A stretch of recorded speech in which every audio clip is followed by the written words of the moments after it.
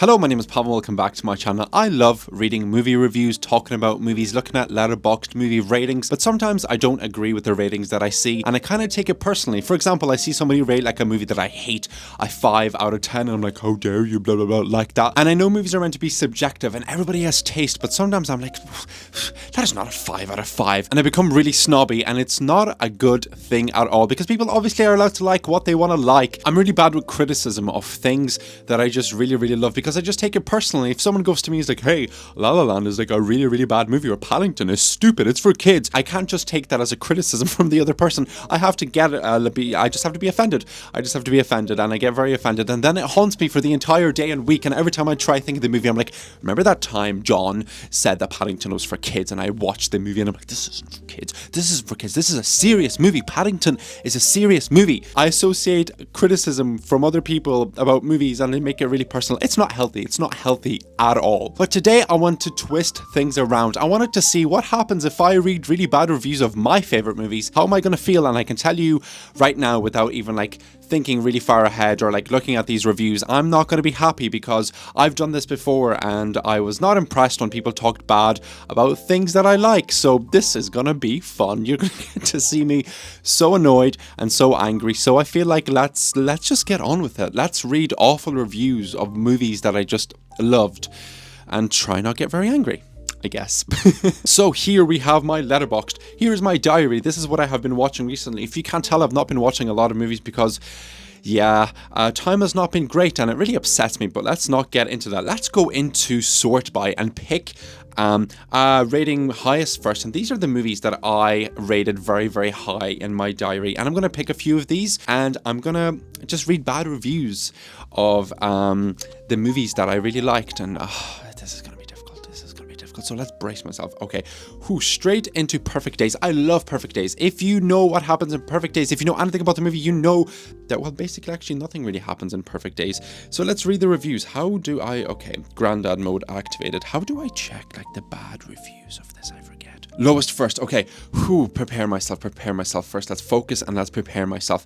What are the bad reviews? Okay, let's go. Oh, okay, English. Felt a huge ick when this film, not because of the toilets, a flat characterization, obvious life lessons masked by vibey music and scenery.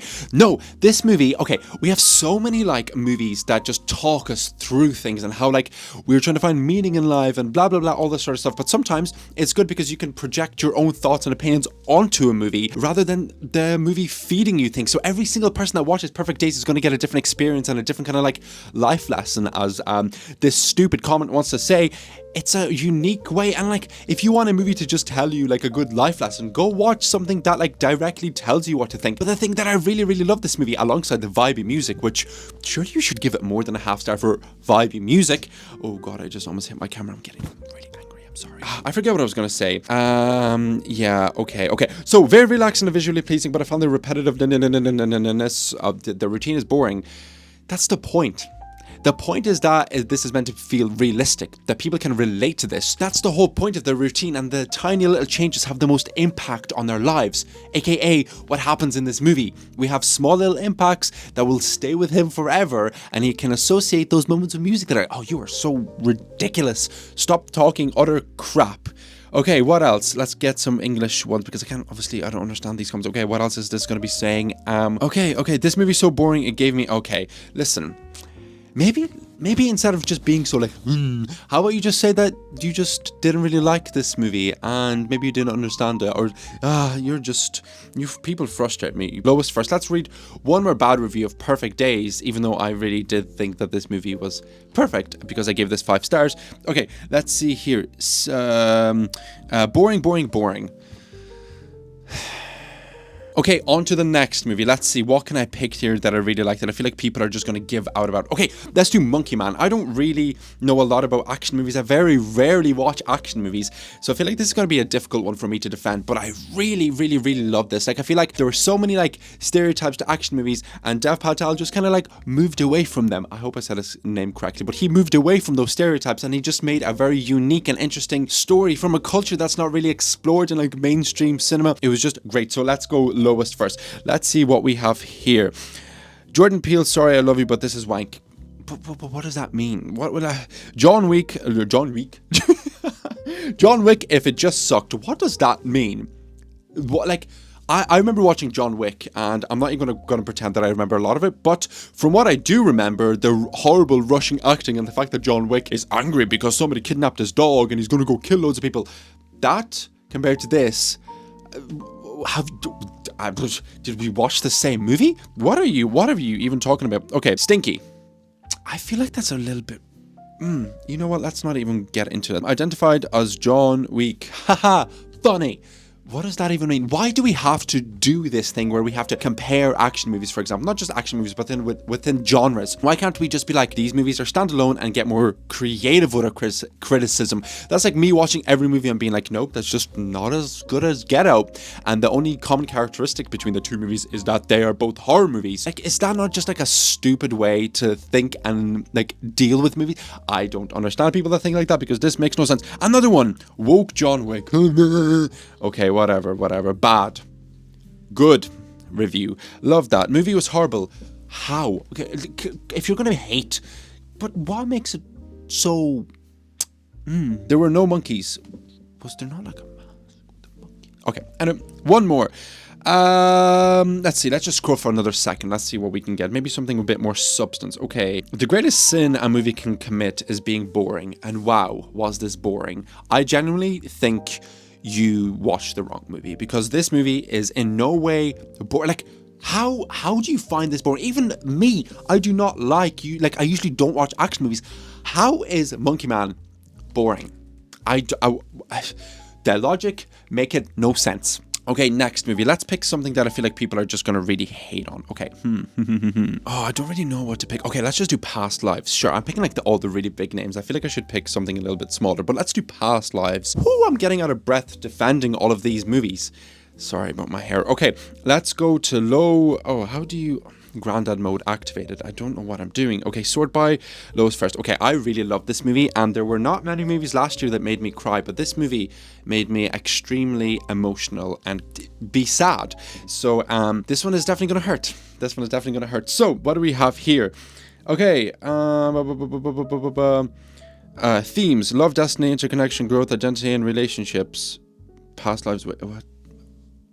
Okay. Why was this shot like an ad? I have no idea what that means. The only thing they're advertising is that sometimes you drift away from people, and whenever you rekindle those relationships, all the past memories resurface and you end up questioning your entire life, and it's very difficult, and it's just the fun part of life. If that's what they're advertising, and I feel like they've sold it very well, because this made me very upset and reflect on a lot of things in my life and the what ifs, and I think this movie is absolutely incredible. Crazy how boring this movie is and how unrealistic their relationship was. This movie was incredibly painful to watch. Romance drier than the Sahara. Is the entire movie not really... It's not really meant to be a romance, right? It's meant to be these characters that had this strong connection when they were kids, and then they got separated, and life just goes on, and culture separates them, and the way they just do things. People do this, and this entire movie kind of deals with the fact that happens in life, and it's just difficult to process. It's not meant to be about them. Like, realistically, if you were like, okay, you don't watch this movie thinking that they're actually going to end up together, because that would just ruin the entire movie. This movie feels realistic because they don't end up together. We see our characters not sabotage relationships because it's life. Like, realistically, they're not going to move. The logistics just don't make sense. That's not how life works. You are stupid. Shut up. Oh my god. Okay. The topical film that kisses the ass of the... Okay, shut up, whatever. Don't understand what they said. Speak English. Original comment. Read subtitles. Okay, next. What do we got here? Fall asleep twice from how boring this is. What do people expect from movies like this? Do people just... Okay, I understand going into a movie blind, but even if there's nothing you like in this movie, it looks nice. And maybe it's like a reading exercise for people who find it boring. So how can you be bored when you're like literally trying to read subtitles? The relationships are so oh, shut up. Just shut up. What are you... Okay, on to the next movie. Okay, we've went through like 3 movies, and I feel like I've not said...